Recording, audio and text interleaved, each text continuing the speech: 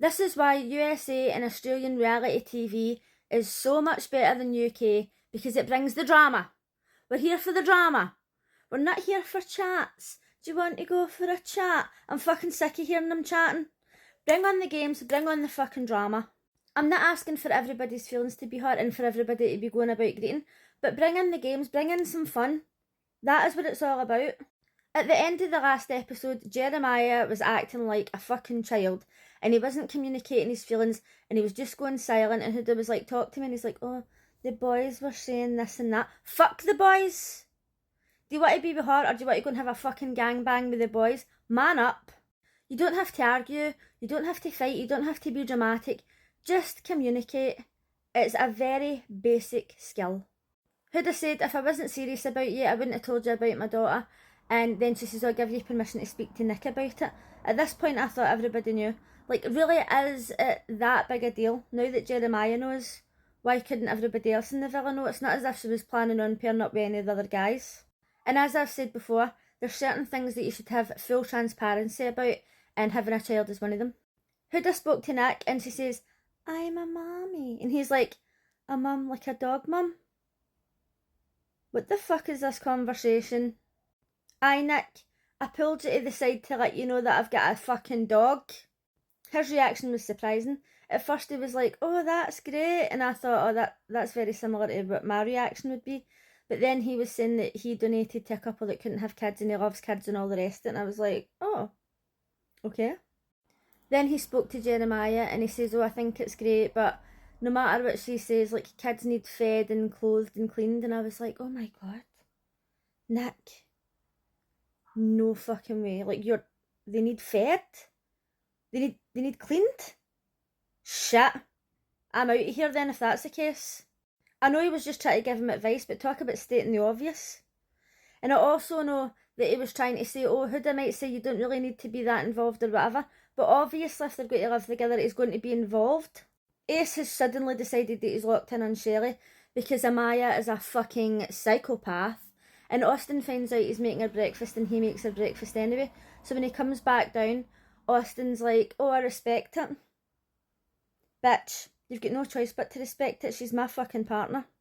When Shelley was having breakfast with Ace, she was saying, oh, I really like Austin and I like the two of them. She doesn't really act like she likes the two of them though, because she acts totally different when she's with Ace. So Austin was over at the gym showboating and he's like, eyes front or eyes forward or whatever. Excuse me, you're the one who picked somebody else.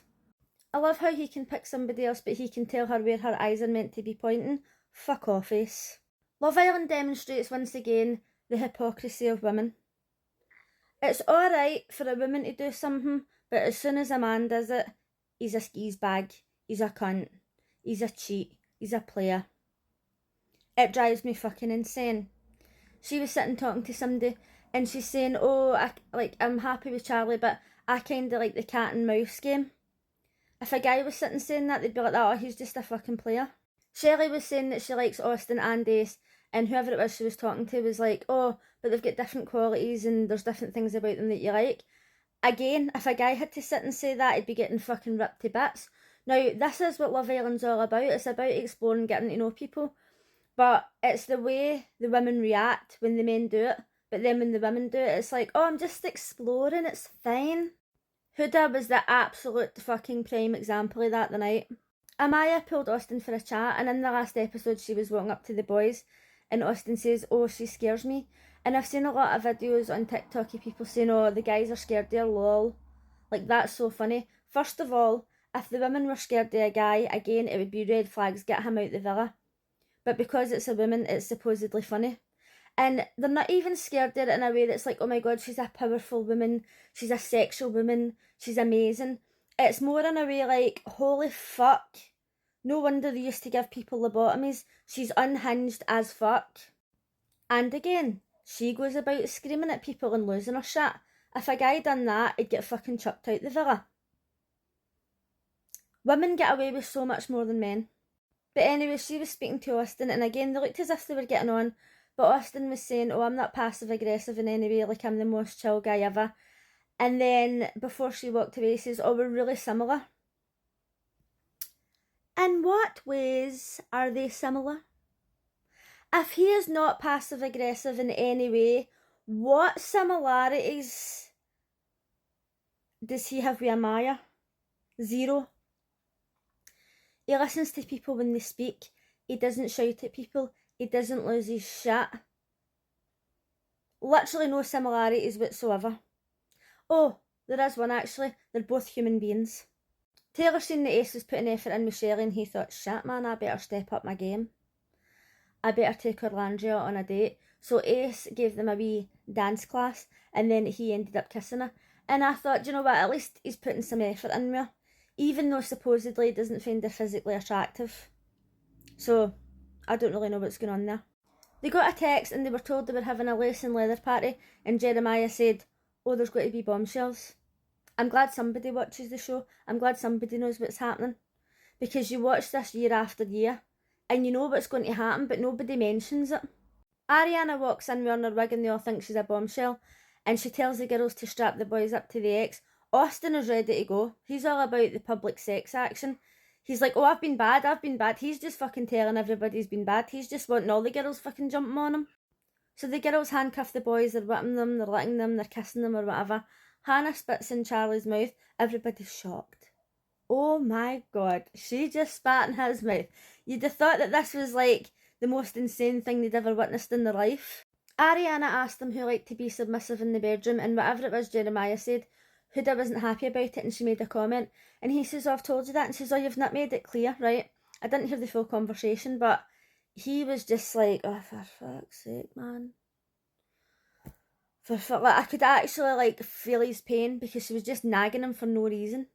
And when he was tied up, Huda said, oh, let's see what happens if you're bad or whatever. And she was like licking him and stuff. And he was in the diary room. And he was like, oh man. But I don't know if he was like, oh man, as in that was too much. Or if he was like, oh man, as in he was happy about it. I was quite confused. In walks two bombshells. Pepe, who's interested in Sierra and Hannah. And Jalen, who's interested in Orlandria because he's a country boy and she's a country girl. So, this is going to be interesting for Taylor because he supposedly doesn't find her attractive. The guys come in and spin the guys on the X's so they can't see, and I was pissing myself. This is what we need more on Love Island UK. We've had enough of Truth or Dare. We've had enough of spin the bottle or just fucking asking basic shit questions on a card. Get a bit of a budget. He's obviously make enough money to fucking do better. But anyway, they turn the guys round and they handcuff the girls to the ex. And they go round and they're kissing them all. Ariana's winding them up and she's going, oh, look at the hand placement and all that. And the girls are like, oh yeah, like shouting for each other. And when Huda gets kissed, she was like, oh, I felt as if he was going to swallow me or he was going to eat me or whatever, right? Knowing fine well that that was going to wind Jeremiah up. Once again, the hypocrisy. It's alright for the women to cheer and have fun. And then as soon as a woman comes in, it's a different story. So in walks Iris. She had the best outfit out of them all. Absolutely loved it. She was interested in Jeremiah and I thought, oh, it's going to be dramatic. She went round and kissed all the boys and I must admit I expected more. It was just like basic kisses, but obviously the girls wouldn't have been thinking that. Then when she kissed Jeremiah, Huda was losing her shit. She was actually bent over like, back up bitch or stop or whatever it was. She was going mental. And Jeremiah says like, she's a hypocrite or whatever it was he says. And it's always the same with these women. I must admit, Ace was annoying me because when Amaya was being cast, he was like, yes, right. Aye, okay, Ace, we know that you don't like her. You don't need to make a fucking big show out of it. Then when he got turned round and he seen Iris, he was like, oh damn, or she's hot or whatever. And it was just annoying me in this episode. Aye, okay, she's a beautiful girl. Obviously, I'm just not the sort of person who sees somebody who's attractive and goes, oh my god, oh wow, I've never seen anybody so stunning. My life has changed dramatically. I'm just not like that at all. So Ariana left the villa and hopefully next time there's going to be a recoupling, and if she picks Jeremiah, oh my god. Oh, I kind of hope she picks him for the drama. Let me know what you think will happen. But I'll see you again tomorrow. Bye.